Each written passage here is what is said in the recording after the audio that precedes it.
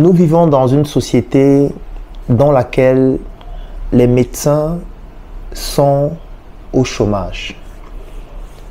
Les enseignants sont au chômage. Les professionnels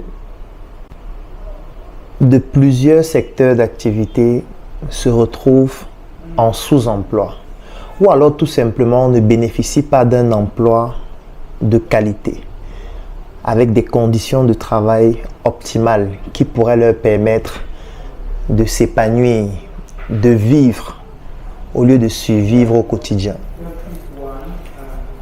Et moi, je me suis toujours posé la question qui est celle de savoir, est-ce que nous allons toujours attendre que ce soit les autres qui viennent résoudre nos problèmes? Oui, vous allez me dire, dans une société comme la nôtre, c'est l'État qui doit fournir le travail aux médecins, aux enseignants, qui doit payer des salaires décents. Mais est-ce que nous ne sommes pas en train de remarquer qu'en réalité, nous sommes dans un État qui est en faillite totalement et qui ne peut plus résoudre un certain type de problème? On le voit au quotidien. On le voit avec la crise financière, la crise économique. On le voit avec l'inflation. C'est vrai qu'il y a des facteurs macroéconomiques et microéconomiques qui interviennent. Il y a même des contingences externes et internes qui interviennent. Mais la réalité, elle est foudroyante. Est-ce que nous allons continuer de confier notre avenir entre les mains de quelqu'un d'autre?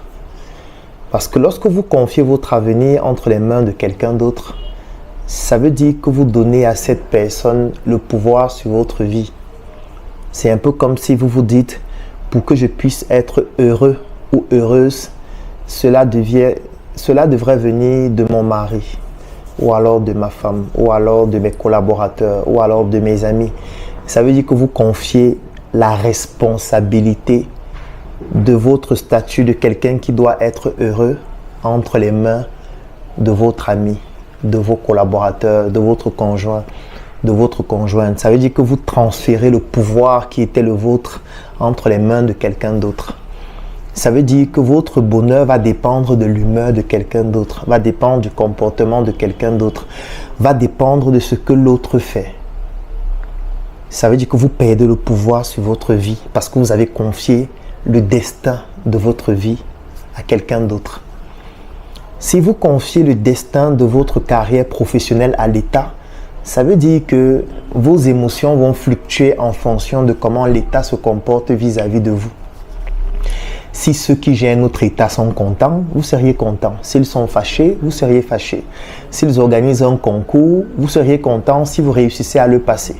Si on décide d'augmenter votre salaire, vous seriez content. Si on le baisse, vous seriez fâché. Si on vous vire, vous seriez fâché. Si on vous recrute, vous seriez content. En fait, votre avenir est en train de dépendre de quelqu'un d'autre. Est-ce qu'il ne serait pas temps que nous puissions prendre notre destin en main et considérer le travail de l'autre comme la cerise sur le gâteau? C'est-à-dire, c'est nous-mêmes qui devrons concevoir notre gâteau. Et l'autre, s'il le souhaite, il pourra mettre une cerise ou alors compléter des ornements dessus, mais nous allons travailler nous-mêmes pour concevoir notre gâteau. Et pour concevoir ce gâteau qui doit nous permettre d'être heureux, nous devons nous mettre ensemble. Parce que seul, vous ne pouvez pas faire grand-chose. Un médecin seul ne peut pas résoudre les problèmes du système sanitaire dans notre pays. Un enseignant seul ne peut pas résoudre les problèmes du système éducatif dans notre pays. Mais 1000 enseignants, ensemble, peuvent faire en sorte que les choses changent. Parce que 1000 enseignants peuvent faire quelque chose de très simple. On va prendre la calculatrice. Alors, là, je viens de prendre ma calculatrice. 1000 enseignants. Supposons que 1000 enseignants décident chacun de contribuer 100 000 francs en une année. Ça veut dire qu'en une année, chaque enseignant se dit, il faudrait que je réussisse à épargner 100 000 francs. Alors, je tiens à vous préciser que 100 000 francs d'épargne en une année, si je prends 100 000 francs, je divise par 12, ça fait 8 333,33 francs. Ça veut dire que chaque enseignant devra épargner environ 8 400 francs, si on veut même arrondir par excès, par mois. 8 400 francs par mois. Ça veut dire que considérons même que vous avez un salaire médiocre, vous avez des conditions de travail exécrables, mais malgré ça, vous vous battez et vous épargnez 8 400 francs par mois. Si vous épargnez 8 400 francs par mois, en 12 mois, ça fait 100 800 francs. Si vous êtes 1000 enseignants à le faire, on va multiplier par 1000, ça fait plus de 100 millions en une année. On va diviser 100 millions par 4, ça va faire plus de 25 millions. Avec 25 millions, on peut créer une école. Oui, c'est possible.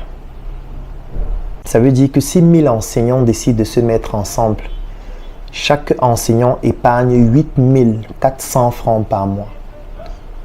Au bout de 12 mois, les 1000 enseignants vont constituer une épargne de plus de 100 millions. Et les 100 millions seront suffisants pour construire au minimum 4 écoles.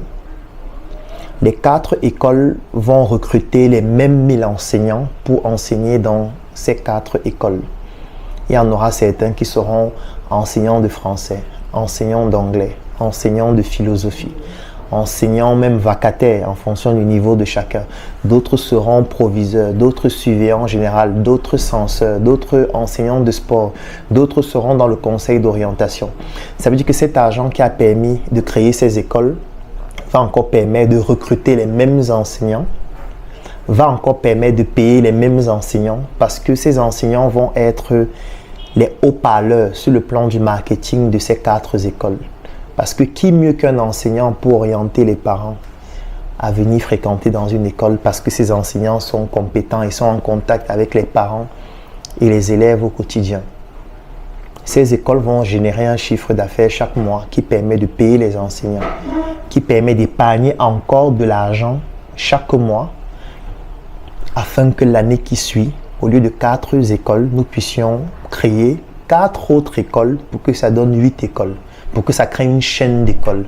Une chaîne d'écoles qui vont devenir un label parce que ce sont les enseignants qui portent cette école-là et qui vont donc inclure dans cette école les valeurs pédagogiques qui permettent d'enseigner de manière optimale. Ça va donc devenir un label qui pourra être étendu partout à travers l'Afrique. Il pourra avoir ce label au Congo, en Côte d'Ivoire, au Togo, au Mali, en France. Il y a donc beaucoup d'autres produits et services complémentaires qui pourront se développer, comme par exemple l'édition. Parce que ces enseignants pourront donc écrire des livres qu'on va donc mettre comme programme additionnel.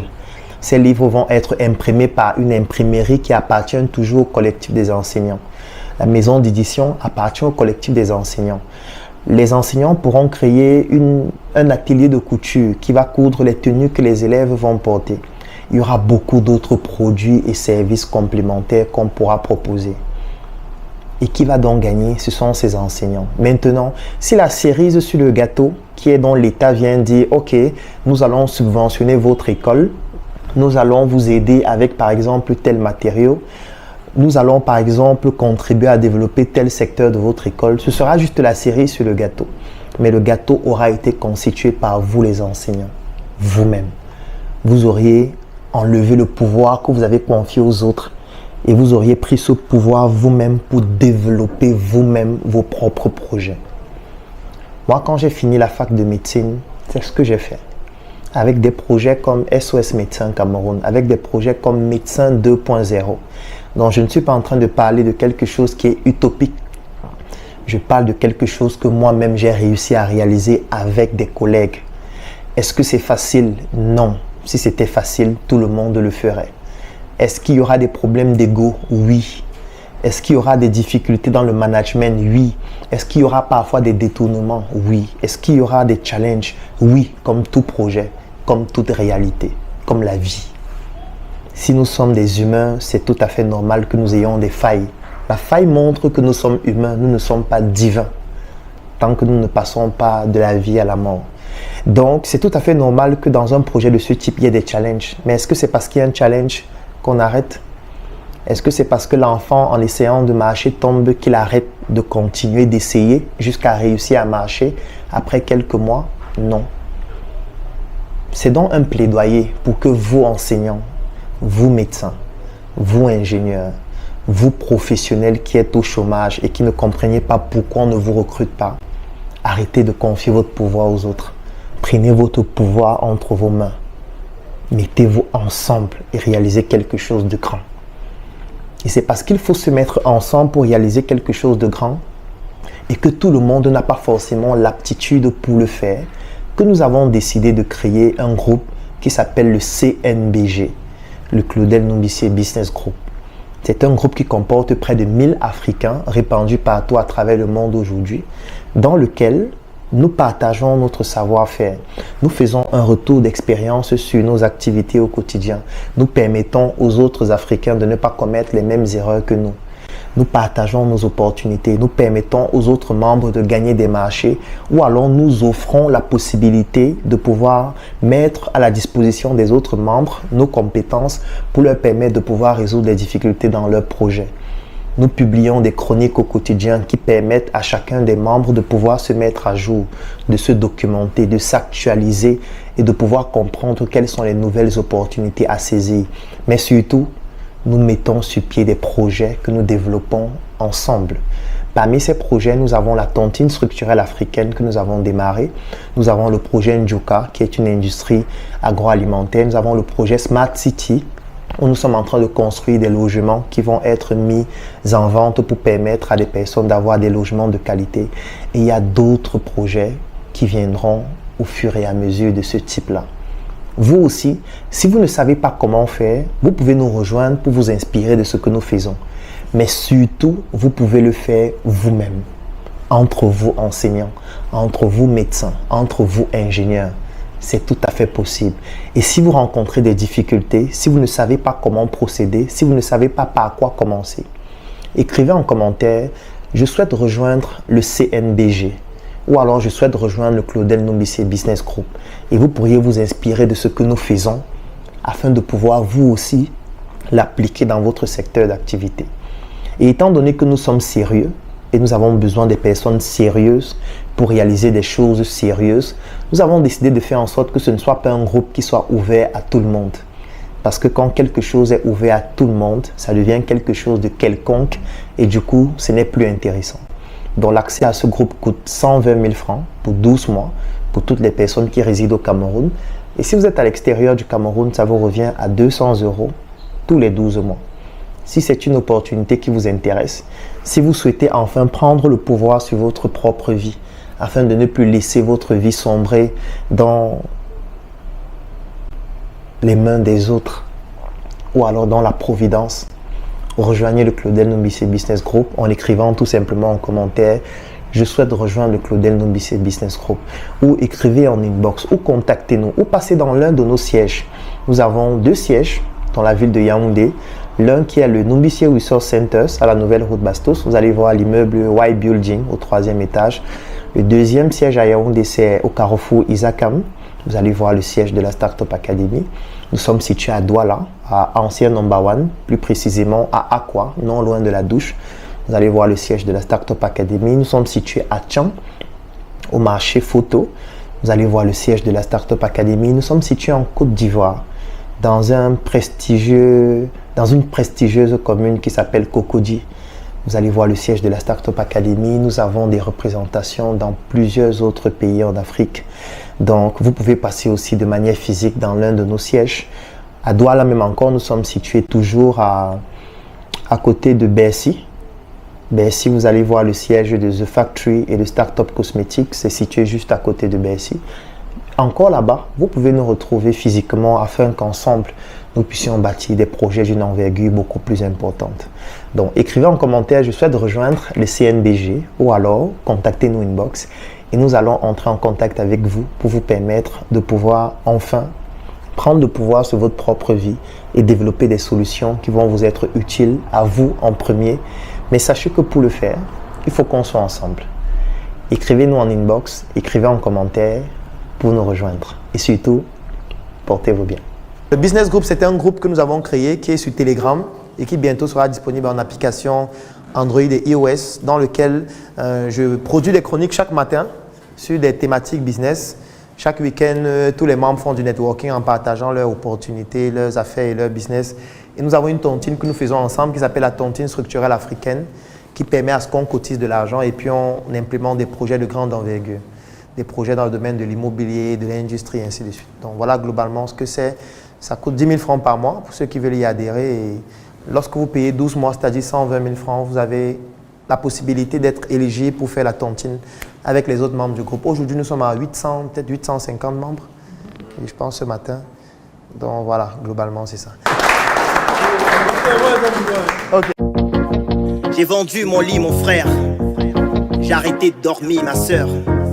Et depuis ce jour, je me pose des questions.